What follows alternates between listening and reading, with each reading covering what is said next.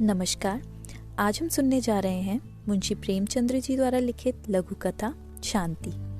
यह कथा दर्शाती है कि किस प्रकार पाश्चात्य सभ्यता का असर युवा पीढ़ी पर पड़ रहा है और वे अपनी सभ्यता और मूल नैतिक कर्तव्यों को भूलकर पाश्चात्य सभ्यता की ओर दौड़े चले जा रहे हैं। आइए शुरू करते हैं।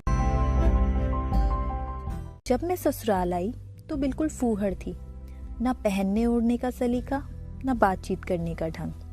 सिर उठाकर किसी से बातचीत न कर सकती थी। आंखें अपने आप झपक जाती थी। किसी के सामने जाते शर्म आती। स्त्रियों तक के सामने बिना घूंघट के झिझक होती थी। मैं कुछ हिंदी पढ़ी हुई थी, पर उपन्यास, नाटक आदि के पढ़ने में आनंद न आता था। फुर्सत मिलने पर रामायण पढ़ती। उसमें मेरा मन बहुत लगता था। मैं उसे मनुष्यकृत नहीं समझती थी। मुझे पूरा विश्वास था कि उसे किसी देवता ने स्वयं रचा होगा। मैं मनुष्यों को इतना बुद्धिमान और सहृदय नहीं समझती थी। मैं दिन भर घर का कोई ना कोई काम करती रहती और कोई काम ना रहता तो चरखे पर सूत काटती। अपनी बूढ़ी सास से थर थर कांपती थी। एक दिन दाल में नमक अधिक हो गया। ससुर जी ने भोजन के समय सिर्फ इतना ही कहा, नमक जरा अंदाज से डाला करो। इतना सुनते ही हृदय कांपने लगा, मानो मुझे इससे अधिक कोई वेदना नहीं पहुंचाई जा सकती थी। लेकिन मेरा यह फूहड़पन मेरे बाबूजी, मेरे पतिदेव को पसंद ना आता था। वह वकील थे। उन्होंने शिक्षा की ऊंची से ऊंची डिग्रियां पाई थी। वह मुझ पर प्रेम अवश्य करते थे, पर उस प्रेम में दया की मात्रा अधिक होती थी। स्त्रियों के रहन सहन और शिक्षा के संबंध में उनके विचार बहुत ही उदार थे। वह मुझे उन विचारों से बहुत नीचे देखकर कदाचित मन ही मन खिन्न होते थे, परंतु उसमें मेरा कोई अपराध न देखकर हमारे रस्म रिवाज पर झुंझलाते थे। उन्हें मेरे साथ बैठकर बातचीत करने में जरा आनंद न आता। सोने आते तो कोई ना कोई अंग्रेजी पुस्तक साथ लाते और नींद न आने तक पढ़ा करते। जो कभी मैं पूछ बैठती कि क्या पढ़ते हो, तो मेरी ओर करुण दृष्टि से देखकर उत्तर देते, तुम्हें क्या बतलाऊं, यह ऑस्कर वाइल्ड की सर्वश्रेष्ठ रचना है। मैं अपनी अयोग्यता पर बहुत लज्जित थी। अपने को धिक्कारती, मैं ऐसे विद्वान पुरुष के योग्य नहीं हूँ। मुझे किसी उज्जड़ के घर पढ़ना था। बाबूजी मुझे निरादर की दृष्टि से नहीं देखते थे। यही मेरे लिए सौभाग्य की बात थी। एक दिन संध्या समय मैं रामायण पढ़ रही थी। भरत जी रामचंद्र जी की खोज में निकले थे। उनका करुण विलाप पढ़कर मेरा हृदय गद्द हो गया था। नेत्रों से अश्रुधारा बह रही थी। हृदय उमड़ा आता था। सहसा बाबूजी कमरे में आए। मैंने पुस्तक तुरंत बंद कर दी। उनके सामने मैं अपने फूहड़पन को भरसक प्रकट न होने देती थी, लेकिन उन्होंने पुस्तक देख ली और पूछा, रामायण है ना? मैंने अपराधियों की बातें सिर झुकाकर कहा, हाँ, जरा देख रही थी। बाबूजी, इसमें शक नहीं है कि पुस्तक बहुत ही अच्छी है, भाव से भरी हुई है, लेकिन इसमें मानव चरित्र को वैसी खूबी से नहीं दिखाया गया है जैसा अंग्रेज या फ्रांसीसी लेखक दिखलाते हैं। तुम्हारी समझ में तो ना आवेगा, लेकिन कहने में क्या हर्ज है। यूरोप में आजकल स्वाभाविकता का जमाना है। वे लोग मनोभावों के उत्थान और पतन का ऐसा वास्तविक वर्णन करते हैं कि पढ़कर आश्चर्य होता है। हमारे यहाँ कवियों को पग पग पर धर्म तथा नीति का ध्यान रखना पड़ता है, इसलिए कभी कभी उनके भाव में अस्वाभाविकता आ जाती है, और यही त्रुटि तुलसीदास में भी है। मेरी समझ में उस समय कुछ भी न आया। बोली, मेरे लिए तो यही बहुत है, अंग्रेजी पुस्तकें कैसे समझूं? बाबूजी, कोई कठिन बात नहीं। 1 घंटे भी रोज पढ़ो तो थोड़े ही समय में काफी योग्यता प्राप्त कर सकती हो। पर तुमने तो मानो मेरी बातें ना मानने की सौगंध खा रखी है। कितना समझाया कि मुझसे शर्म करने की आवश्यकता नहीं, पर तुम्हारे ऊपर कुछ असर ना पड़ा। कितना कहता हूँ कि जरा सफाई से रहा करो। परमात्मा सुंदरता देता है तो चाहता है कि उसका श्रृंगार भी होता रहे, लेकिन जान पड़ता है तुम्हारी दृष्टि में उसका कुछ भी मूल्य नहीं। या शायद तुम समझती हो कि मेरे जैसे कुरूप मनुष्य के लिए तुम चाहे जैसे भी रहो, आवश्यकता से अधिक अच्छी हो। यह अत्याचार मेरे ऊपर है। तुम मुझे ठोक पीट कर वैराग्य सिखाना चाहती हो। जब मैं दिन रात मेहनत करके कमाता हूँ तो स्वभावतः मेरी यह इच्छा है कि उस द्रव्य का सबसे उत्तम व्यय हो, परंतु तुम्हारा फूहड़पन और तुम्हारे पुराने विचार मेरे सारे परिश्रम पर पानी फेर देते हैं। स्त्रियां केवल भोजन बनाए, बच्चे पालने, पति की सेवा करने और एकादशी व्रत रखने के लिए नहीं है। उनके जीवन का लक्ष्य इससे बहुत ऊंचा है। वे मनुष्यों के समस्त सामाजिक और मानसिक विषयों को समान रूप से भाग लेने की अधिकारिणी है। उन्हें भी मनुष्यों की भांति स्वतंत्र रहने का अधिकार प्राप्त है। मुझे तुम्हारी यह बंदी दशा देखकर बड़ा कष्ट होता है। स्त्री पुरुष की अर्धांगिनी मानी गई है, लेकिन तुम मेरी मानसिक और सामाजिक किसी आवश्यकता को पूरी नहीं कर सकती। मेरा और तुम्हारा धर्म अलग, आचार विचार अलग, आमोद प्रमोद के विषय अलग। जीवन के किसी कार्य में मुझे तुमसे किसी प्रकार की सहायता नहीं मिल सकती। तुम स्वयं विचार कर सकती हो कि ऐसी दशा में मेरी जिंदगी कैसी बुरी तरह कट रही है। बाबूजी का कहना बिल्कुल यथार्थ था। मैं उनके गले में एक जंजीर की भांति पड़ी हुई थी। उस दिन से मैंने उन्हीं के कहे अनुसार चलने की दृढ़ प्रतिज्ञा कर ली। अपने देवता को किस भांति अप्रसन्न करती। यह तो कैसे कहूँ कि मुझे पहनने ओढ़ने से प्रेम न था और उतना ही था जितना दूसरी स्त्रियों को होता है। जब बालक और वृद्ध तक श्रृंगार पसंद करते हैं तो मैं तो युवती ठहरी। मन भी भीतर ही भीतर मचल कर रह जाता था। मेरे मायके में मोटा खाने और मोटा पहनने की चाल थी। मेरी माँ और दादी हाथों से सूत काटती थी और जुलाहे से उसी सूत के कपड़े बुनवा लिए जाते थे। बाहर से बहुत कम कपड़े आते थे। मैं जरा महीन कपड़ा पहनना चाहती या श्रृंगार की रुचि दिखाती तो अम्मा फौरन टोकती और समझाती कि बहुत बनाव संवार भले घर की लड़कियों को शोभा नहीं देता। ऐसी आदत अच्छी नहीं। यदि कभी वह मुझे दर्पण के सामने देख लेती तो झिड़कने लगती, परंतु अब बाबूजी की जिद से मेरी यह झिझक जाती रही। मेरी सास और नंदे मेरे बनाव श्रृंगार पर नाक बहुत सिकोड़ती, पर मुझे अब उनकी परवाह न थी। बाबूजी की प्रेम परिपूर्ण दृष्टि के लिए मैं झिड़कियां भी सह सकती थी।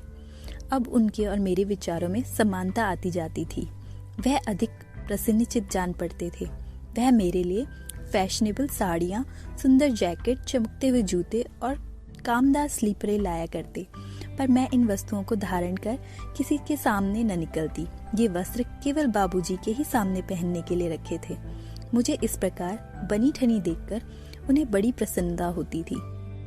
स्त्री अपने पति की प्रसन्नता के लिए क्या नहीं कर सकती। अब घर के कामकाज से मेरा अधिक समय बनाव श्रृंगार तथा पुस्तकावलोकन में ही बीतने लगा। पुस्तकों से मुझे प्रेम होने लगा था। यद्यपि अभी तक मैं अपने सास ससुर का लिहाज करती थी। उनके सामने बूट और गाउन पहनकर निकलने का मुझे साहस न होता था, पर मुझे उनकी शिक्षापूर्ण बातें भी न भाती थी। मैं सोचती, जब मेरा पति सैकड़ों रुपए महीने कमाता है तो घर में चेरी बनकर क्यों रहूं? यूं अपनी इच्छा से चाहे जितना काम करूं, पर वे लोग मुझे आज्ञा देने वाले होते कौन हैं? मुझ में आत्मविश्वास की मात्रा बढ़ने लगी। यदि अम्मा मुझे कोई काम करने को कहती तो मैं अदबदाकर टाल जाती। एक दिन उन्होंने कहा, सवेरे के जलपान के लिए कुछ दाल मोट बना लो। मैं बात अनसुनी कर गई। अम्मा ने कुछ देर तक मेरी राह देखी, पर जब मैं अपने कमरे से ना निकली तो उन्हें गुस्सा हो आया। वह बड़ी ही चिड़चिड़ी प्रकृति की थी। तनिक सी बात पर तुनक जाती थी।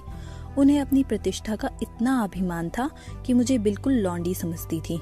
हाँ, अपनी पुत्रियों से सदैव नम्रता से पेश आती, बल्कि मैं तो यह कहूंगी उन्हें सिर चढ़ा रखा था। वह क्रोध से भरी हुई मेरे कमरे के द्वार पर आकर बोली, तुमसे मैंने दाल मोट बनाने को कहा था, बनाया? मैं कुछ रुष्ट होकर बोली, अभी फुर्सत नहीं मिली। अम्मा, तो तुम्हारी जान में दिन भर पड़े रहना ही बड़ा काम है। यह आजकल तुम्हें हो क्या गया है? किस घमंड में हो? क्या यह सोचती हो कि मेरा पति कमाता है तो मैं काम क्यों करूं?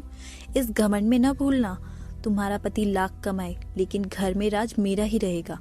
आज वह 4 पैसे कमाने लगा है तो तुम्हें मालकिन बनने की हवस हो रही है, लेकिन उसे पालने पोसने तुम नहीं आई थी। मैंने ही उसे पढ़ा लिखा कर इस योग्य बनाया है। वाह, कल की छोकरी और अभी से यह गुमान। मैं रोने लगी। मुंह से एक बात ना निकली। बाबूजी उस समय ऊपर कमरे में बैठे कुछ पढ़ रहे थे। ये बातें उन्होंने सुनी। उन्हें बड़ा कष्ट हुआ। रात को जब वह घर आए तो बोले, देखा तुमने आज अम्मा का क्रोध। यही अत्याचार है जिससे स्त्रियों को अपनी जिंदगी पहाड़ मालूम होने लगी है। इन बातों से हृदय में कितनी वेदना होती है इसका जानना असंभव है। जीवन भार हो जाता है, हृदय जर्जर हो जाता है और मनुष्य की आत्मोन्नति उसी प्रकार रुक जाती है जैसे जल, प्रकाश और वायु के बिना पौधे सूख जाते हैं। हमारे घरों में यह बड़ा अंधेर है। अब मैं उनका पुत्र ही ठहरा, उनके सामने मुंह नहीं खोल सकूंगा। मेरे ऊपर उनका बहुत बड़ा अधिकार है, अतएव उनके विरुद्ध एक शब्द भी कहना मेरे लिए लज्जा की बात होगी, और यही बंधन तुम्हारे लिए भी है। यदि तुमने उनकी बातें चुपचाप न सुन ली होती तो मुझे बहुत ही दुख होता। कदाचित मैं विष खा लेता। ऐसी दशा में दो ही बातें संभव हैं, या तो सदैव उनकी घुड़कियों झिड़कियों को सही जाओ या अपने लिए कोई दूसरा रास्ता ढूंढो। अब इस बात की आशा करना कि अम्मा के स्वभाव में कोई परिवर्तन होगा बिल्कुल भ्रम है। बोलो, तुम्हें यह स्वीकार है? मैंने डरते डरते कहा, आपकी जो आज्ञा हो वह करें। अब कभी न पढ़ूं लिखूंगी और जो कुछ वह कहेंगी वही करूंगी। यदि वह इसी में प्रसन्न है तो यही सही। मुझे पढ़ लिख कर क्या करना है? बाबूजी, पर यह मैं नहीं चाहता। अम्मा ने आज आरंभ किया है, अब रोज बढ़ती ही जाएंगी। मैं तुम्हें जितनी ही सभ्य तथा विचारशील बनाने की चेष्टा करूंगा उतना ही उन्हें बुरा लगेगा और उनका गुस्सा तुम ही पर उतरेगा। उन्हें पता नहीं है कि किस आब हवा में उन्होंने अपनी जिंदगी बिताई है, वह अब नहीं रही। विचार, स्वातंत्र्य और समानुकूलता उनकी दृष्टि में अधर्म से कम नहीं। मैंने यह उपाय सोचा है कि किसी दूसरे शहर में चलकर अपना अड्डा जमाऊं। मेरी वकालत भी यहाँ नहीं चलती, इसलिए किसी बहाने की भी आवश्यकता न पड़ेगी। मैं इस तजवीज के विरुद्ध कुछ न बोली, यद्यपि मुझे अकेले रहने से भय लगता था। तथापि वहाँ स्वतंत्र रहने की आशा ने मन को प्रफुल्लित कर दिया। उसी दिन से अम्मा ने मुझसे बोलना छोड़ दिया। महरियों, पड़ोसिनों और नंदों के आगे मेरा परिहास किया करती। यह मुझे बहुत बुरा मालूम होता था। इसके पहले यदि वह कुछ भली बुरी बातें कह देती तो मुझे स्वीकार था। मेरे हृदय से उनकी मान मर्यादा घटने लगी। किसी मनुष्य पर इस प्रकार कटाक्ष करना उसके हृदय से अपने आदर को मिटाने के समान है। मेरे ऊपर सबसे गुरुतर दोषारोपण यह था कि मैंने बाबूजी पर कोई मोहन मंत्र फूंक दिया है। वह मेरे इशारों पर चलते हैं, पर यथार्थ में बात उल्टी ही थी। भाद्र मास था, जन्माष्टमी का त्योहार आया। घर में सब लोगों ने व्रत रखा, मैंने भी सदैव की भांति व्रत रखा। ठाकुर जी का जन्म रात को 12 बजे होने वाला था। हम सब बैठी गाती बजाती थीं। बाबूजी इन असभ्य व्यवहारों के बिल्कुल विरुद्ध थे।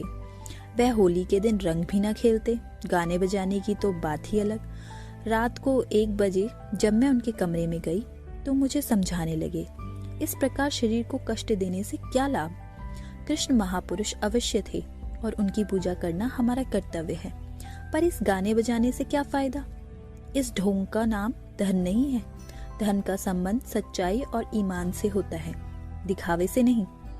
बाबूजी स्वयं इसी मार्ग का अनुकरण करते थे। वह भागवत गीता की अत्यंत प्रशंसा करते, पर उसका पाठ कभी ना करते। उपनिषदों की प्रशंसा में उनके मुख से मानो पुष्प वृष्टि होने लगती थी, पर मैंने कभी कोई उपनिषद पढ़ते उन्हें नहीं देखा। वह हिंदू धर्म के गूढ़ तत्व ज्ञान पर लट्टू थे, पर उसे समयानुकूल नहीं समझते थे। विशेषकर वेदांत को तो भारत की अवनति का मूल कारण समझते थे। वह कहा करते थे, इसी वेदांत ने हमको चौपट कर दिया।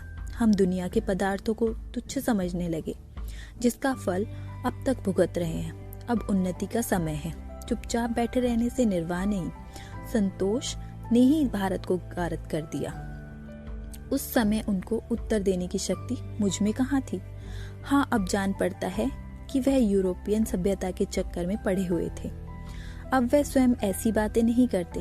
वह जोश अब ठंडा हो चला है। इसके कुछ दिन बाद हम इलाहाबाद चले आए। बाबूजी ने पहले ही 1-2 मंजिल मकान ले लिया था। सब तरह से सजा सजाया। हमारे यहाँ 5 नौकर थे, 2 स्त्रियां, 2 पुरुष और 1 महाराज। अब मैं घर के कुल कामकाज से छुट्टी पा गई। कभी जी घबराता तो कोई उपन्यास लेकर पढ़ने लगती। यहाँ फूल और पीतल के बर्तन बहुत कम थे। चीनी की रकाबियां और प्याले अलमारियों में सजे रहते थे। भोजन मेज पर आता था। बाबूजी बड़े चाव से भोजन करते। मुझे पहले कुछ शर्म आती थी, लेकिन धीरे धीरे मैं भी मेज पर ही भोजन करने लगी। हमारे पास एक सुंदर टमटम भी थी।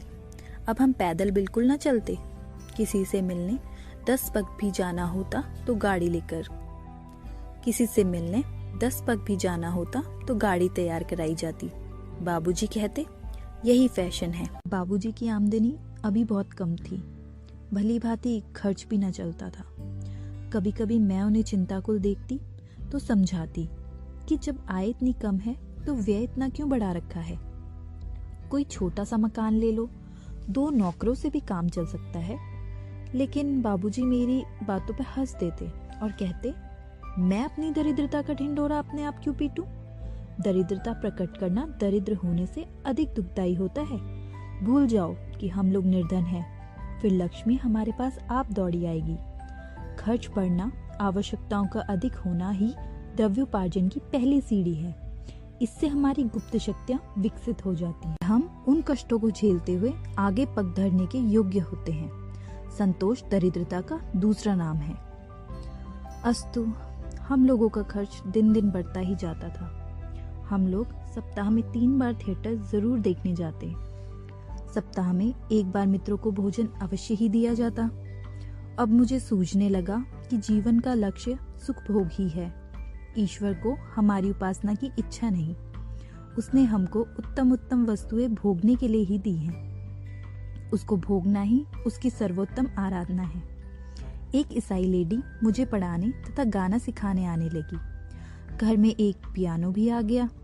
इन्हीं आनंदों में फंसकर मैं रामायण और भक्तमाल को भूल गई। ये पुस्तकें मुझे अप्रिय लगने लगी। देवताओं से विश्वास उठ गया। धीरे धीरे यहाँ के बड़े लोगों से स्नेह और संबंध बढ़ने लगा। यह एक बिल्कुल नई सोसाइटी थी। इसके रहन सहन, आहार व्यवहार और आचार विचार मेरे लिए सर्वथा अनोखे थे। मैं इस सोसाइटी में ऐसी जान पड़ती जैसे मोरों में कौवा। इन लेडियों की बातचीत कभी थिएटर और घुड़दौड़ के विषय में होती, कभी टेनिस, समाचार पत्रों और अच्छे अच्छे लेखकों के लेखों पर। उनके चातुर्य, बुद्धि की तीव्रता, फुर्ती और चपलता पर मुझे अचंभा होता। ऐसा मालूम होता कि वे ज्ञान और प्रकाश की पुतलियां हैं। वे बिना घूंघट बाहर निकलती। मैं उनके साहस पर चकित रह जाती। वे मुझे भी कभी कभी अपने साथ ले जाने की चेष्टा करती, लेकिन मैं लज्जावश न जा सकती। मैं उन लेडियों को कभी उदास या चिंतित न पाती। मिस्टर दास बहुत बीमार थे, परंतु मिसेस दास के माथे पर चिंता का चिन्ह तक न था। मिस्टर बागड़ी नैनीताल में तपेदिक का इलाज करा रहे थे, पर मिसेस बागड़ी नित्य टेनिस खेलने जाती थी। इस अवस्था में मेरी क्या दशा होती मैं ही जानती हूँ। इन लेडियों की रीति नीति में एक आकर्षण शक्ति थी जो मुझे खींचे लिए जाती थी। मैं उन्हें सदैव आमोद प्रमोद के लिए उत्सुक देखती और मेरा भी जी चाहता कि उन्हीं की भांति मैं भी निसंकोच हो जाऊं। उनका अंग्रेजी वार्तालाप सुन मुझे मालूम होता कि ये देवियां हैं। मैं अपनी इन त्रुटियों की पूर्ति के लिए प्रयत्न किया करती थी। इसी बीच मुझे एक खेदजनक अनुभव होने लगा। यद्यपि बाबूजी पहले से मेरा अधिक आदर करते, मुझे सदैव डियर डार्लिंग आदि कहकर पुकारते थे, तथापि मुझे उनकी बातों में एक प्रकार की बनावट मालूम होती थी। ऐसा प्रतीत होता मानो ये बातें उनके हृदय से नहीं, केवल मुख से निकलती हैं। उनके स्नेह और प्यार में हार्दिक भाव की जगह अलंकार ज्यादा होता था। किंतु और भी अचंभे की बात यह थी कि अब मुझे बाबूजी पर वह पहले जैसी श्रद्धा न थी। अब उनकी सिर की पीड़ा से मेरे हृदय में पीड़ा न होती। मुझमें आत्मगौरव का आविर्भाव होने लगा था। अब मैं अपना बनाव श्रृंगार इसलिए करती थी कि संसार में यह भी मेरा कर्तव्य है, इसलिए नहीं कि मैं किसी एक पुरुष की व्रत धारिणी हूँ। अब मुझे भी अपनी सुंदरता पर गर्व होने लगा था। मैं अब किसी दूसरे के लिए नहीं, अपने लिए जीती थी। त्याग तथा सेवा का भाव मेरे हृदय से लुप्त होने लगा था। मैं अब भी पर्दा करती थी, परंतु हृदय अपनी सुंदरता की सराहना सुनने के लिए व्याकुल रहता था। एक दिन मिस्टर दास तथा और भी अनेक सभ्यगण बाबूजी के साथ बैठे हुए थे। मेरे और उनके बीच में केवल एक पर्दे की आड़ थी। बाबूजी मेरी इस झिझक से बहुत ही लज्जित थे। इसे वह अपनी सभ्यता में काला धब्बा समझते थे। कदाचित यह दिखाना चाहते थे कि मेरी स्त्री इसलिए पर्दे में नहीं है कि वह रूप तथा वस्त्र आभूषणों में किसी से कम है, बल्कि इसलिए कि अभी उसे लज्जा आती है। वह मुझे किसी बहाने से बार बार पर्दे के निकट बुलाते, जिसमें उनके मित्र मेरी सुंदरता और वस्त्राभूषण देख लें। अंत में कुछ दिन बाद मेरी झिझक गायब हो गई। इलाहाबाद आने के पूरे 2 वर्ष बाद मैं बाबूजी के साथ बिना पर्दे के सैर करने लगी। सैर के बाद टेनिस की नौबत आई। अंत में मैंने क्लब में जाकर दम लिया। पहले ये टेनिस और क्लब मुझे तमाशा सा मालूम होता था, मानो वे लोग व्यायाम के लिए नहीं बल्कि फैशन के लिए टेनिस खेलने आते थे। वे कभी ना भूलते थे कि हम टेनिस खेल रहे हैं। उनके प्रत्येक काम में, झुकने में, दौड़ने में, उचकने में एक कृत्रिमता होती थी, जिससे यह प्रतीत होता था कि इस खेल का प्रयोजन कसरत नहीं केवल दिखावा है। क्लब में इससे विचित्र अवस्था थी। वह पूरा स्वांग था, भद्दा और बेजोड़। लोग अंग्रेजी के चुने हुए शब्दों का प्रयोग करते थे जिसमें कोई सार न होता था। नकली हंसी हंसते थे जिनका कोई असर न होता था। स्त्रियों की वह फूहड़ निर्लजता और पुरुषों की वह भाव शून्य स्त्री पूजा मुझे भी न भाती थी। चारों ओर अंग्रेजी चाल ढाल की हास्यजनक नकल थी। मैं भी वह रंग पकड़ने और उन्हीं का अनुकरण करने लगी। अब मुझे अनुभव हुआ कि इस प्रदर्शन लोलुपता में कितनी शक्ति है। मैं अब नित्य नए श्रृंगार करती, नित्य नया रूप भरती, केवल इसलिए कि क्लब में सबकी आंखों में छुप जाऊं। अब मुझे बाबूजी के सेवा सत्कार से अधिक अपने बनाव श्रृंगार की धुन रहती थी। यहाँ तक कि यह शौक एक नशा सा बन गया। इतना ही नहीं, लोगों से अपने सौंदर्य की प्रशंसा सुनकर मुझे एक अभिमान मिश्रित आनंद का अनुभव होने लगा। मेरी लज्जाशीलता की सीमाएं विस्तृत हो गईं। वह दृष्टिपात जो कभी मेरे शरीर के प्रत्येक रोए को खड़ा कर देता और वह हास्य कटाक्ष जो कभी मुझे विष खा लेने को प्रस्तुत कर देता, उनसे अब मुझे एक उन्मादपूर्ण हर्ष होता था। परंतु जब कभी मैं अपनी अवस्था पर आंतरिक दृष्टि डालती तो मुझे बड़ी घबराहट होती थी। यह नाव किस घाट लगेगी? कभी कभी इरादा करती कि क्लब न जाऊंगी, परंतु समय आते ही फिर तैयार हो जाती। मैं अपने वश में, मेरी सत्कल्पनाएं निर्बल हो गई थी। 2 वर्ष और बीत गए और अब बाबूजी के स्वभाव में एक विचित्र परिवर्तन होने लगा। वह उदास और चिंतित रहने लगे। मुझसे बहुत कम बोलते। ऐसा जान पड़ता कि इन्हें कठिन चिंता ने घेर रखा है या कोई बीमारी हो गई है। मुंह बिल्कुल सूखा रहता था। तनिक तनिक सी बात पर नौकरों से झल्लाने लगते और बाहर बहुत कम जाते। अभी 1 ही मास पहले वह 100 काम छोड़कर क्लब अवश्य जाते थे। वहां गए बिना उन्हें कल न पड़ती थी। अब अधिकतर अपने कमरे में आराम कुर्सी पर लेटे हुए समाचार पत्र और पुस्तकें देखा करते थे। मेरी समझ में न आता कि बात क्या है। एक दिन उन्हें बड़े जोर का बुखार आया। दिन भर बेहोश रहे, परंतु मुझे उनके पास बैठने में अनकुछ सा लगता था। मेरा जी एक उपन्यास में लगा हुआ था। उनके पास जाती थी और पल भर में फिर लौट आती। टेनिस का समय आया तो दुविधा में पड़ गई कि जाऊं या न जाऊं। देर तक मन में यह संग्राम होता रहा। अंत को मैंने यही निर्णय किया कि मेरे यहाँ रहने से वह कुछ अच्छे तो हो नहीं जाएंगे। इससे मेरा यहाँ बैठा रहना बिल्कुल निरर्थक है। मैंने बढ़िया वस्त्र पहने और रैकेट लेकर क्लब घर जा पहुंची। वहां मैंने मिसेस दास और मिसेस बागची से बाबूजी की दशा बतलाई और सजल नेत्र चुपचाप बैठी रही। जब कोर्ट में जाने लगे और मिस्टर दास ने मुझे चलने को कहा तो मैं ठंडी आह भरकर कोर्ट में जा पहुंची और खेलने लगी। आज से 3 वर्ष पूर्व बाबूजी को इसी प्रकार बुखार आ गया था। मैं रात भर उन्हें पंखा झलती रही। हृदय व्याकुल था और यही चाहता था कि इनके बदले मुझे बुखार आ जाए, परंतु वह उठ बैठे। पर अब हृदय तो स्नेह शून्य हो गया था। दिखावा अधिक था। अकेले रोने की मुझ में क्षमता न रह गई थी। मैं सदैव की भांति रात को 9 बजे लौटी। बाबूजी का जी कुछ अच्छा जान पड़ा। उन्होंने मुझे केवल दबी दृष्टि से देखा और करवट बदल ली, परंतु मैं लेटी तो मेरा हृदय मुझे अपनी स्वार्थपरता और प्रमोदासक्ति पर धिक्कारता।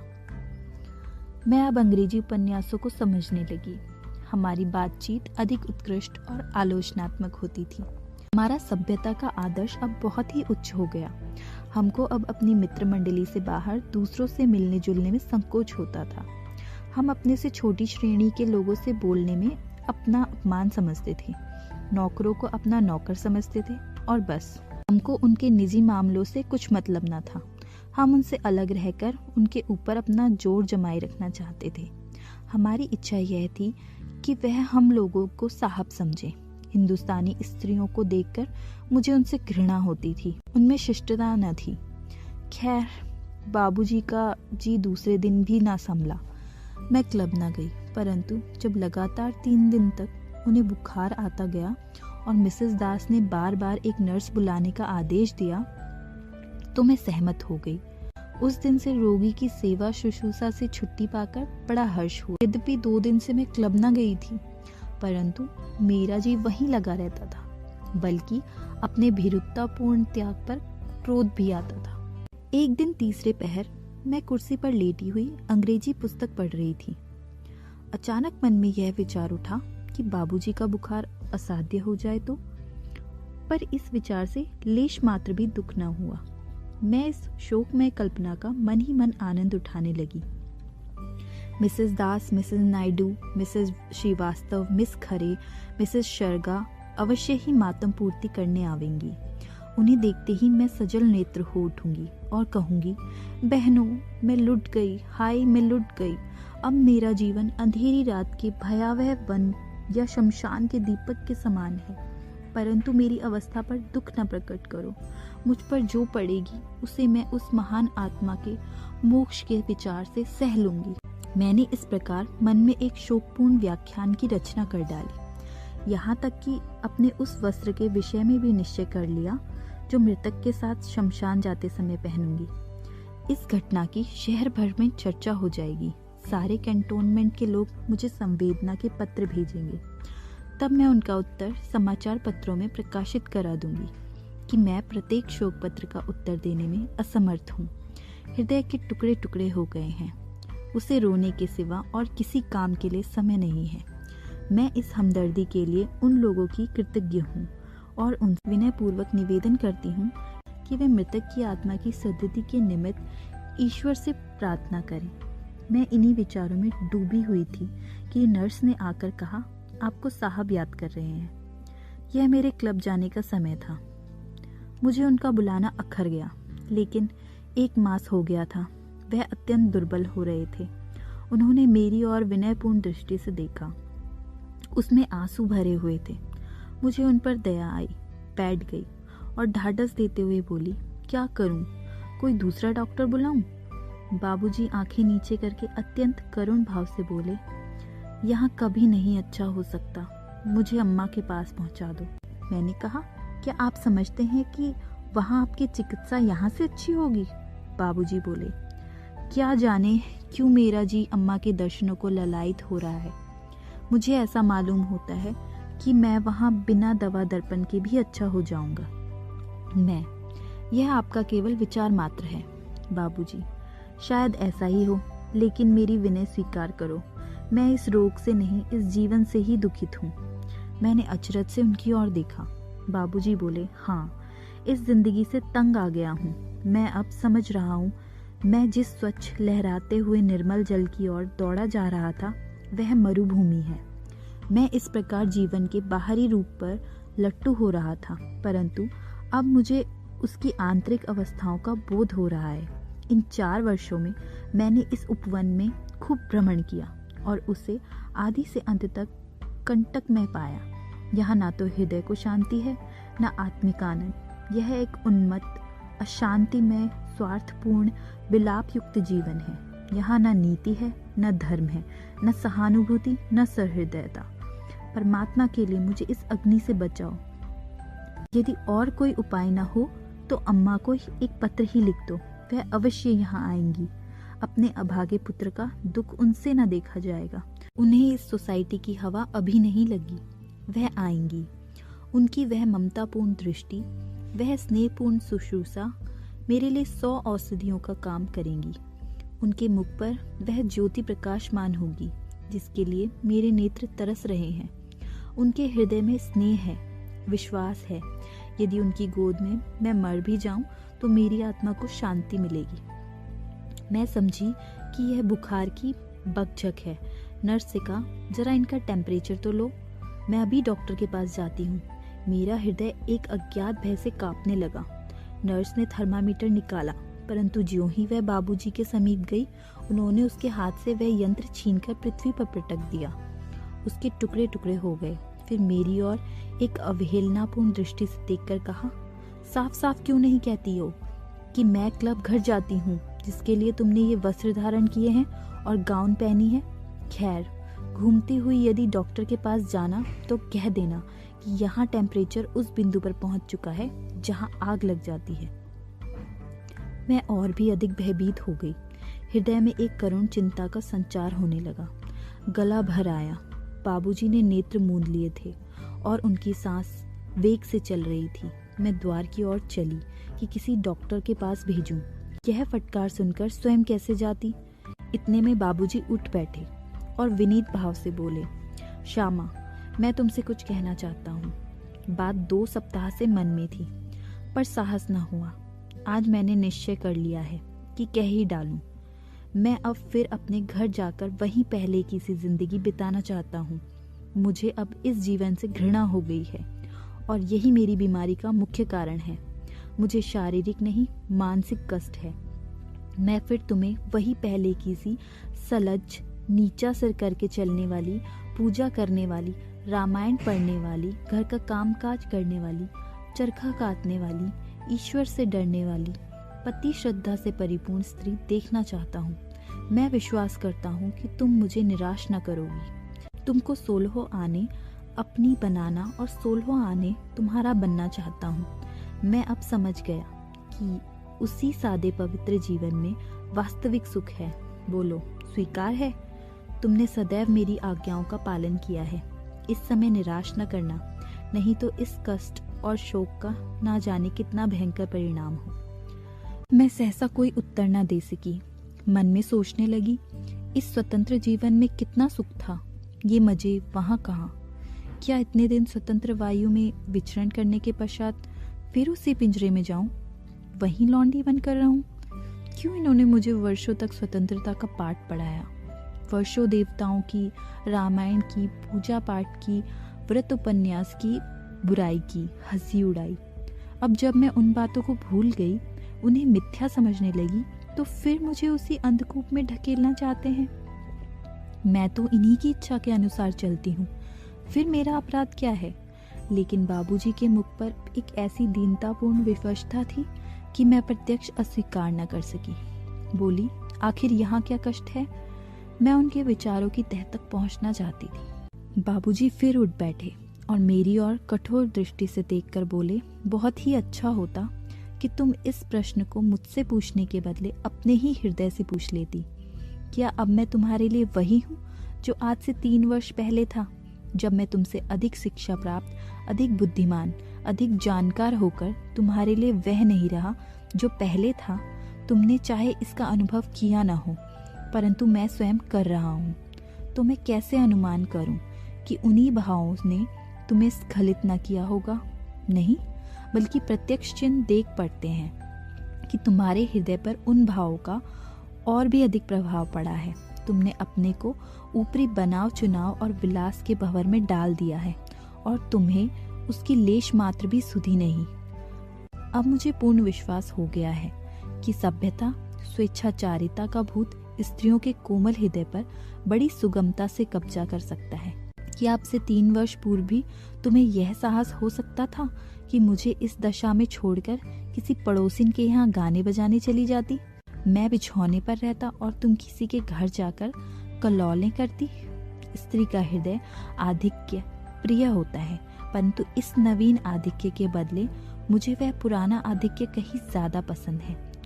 उस आधिक्य का फल आत्मिक एवं शारीरिक अभ्युदय और हृदय की पवित्रता थी, पर इस आधिक्य का परिणाम है छिछोरापन, निर्लजता, दिखावा और स्वेच्छाचार।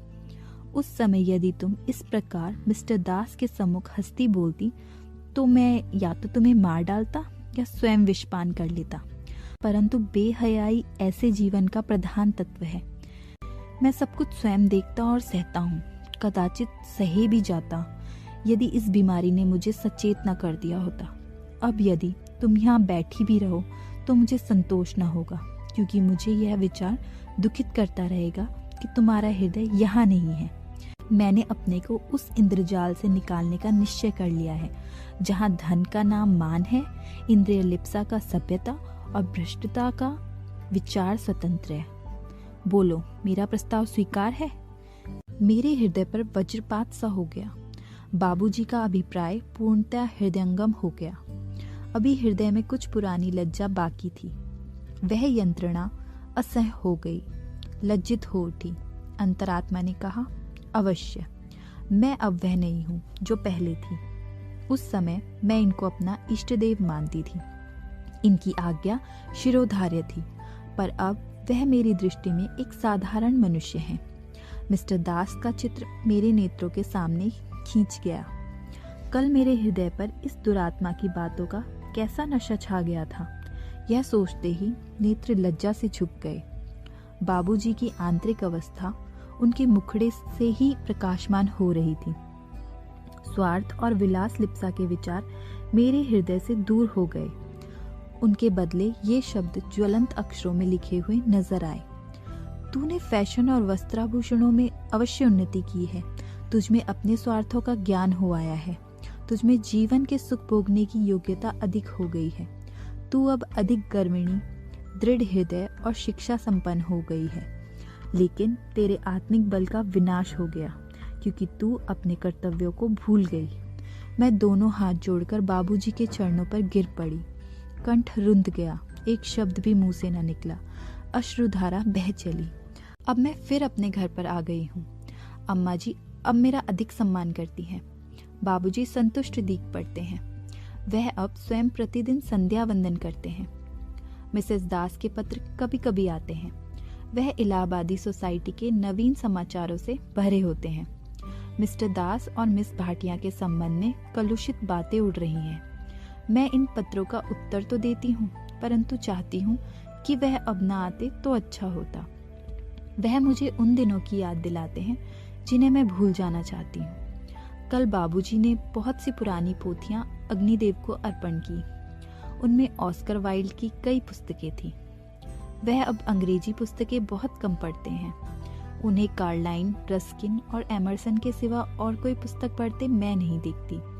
मुझे तो अपनी रामायण और महाभारत में फिर वही आनंद प्राप्त होने लगा है। चरखा अब पहले से अधिक चलाती हूँ, क्योंकि इस बीच चरखे ने खूब प्रचार पा लिया है।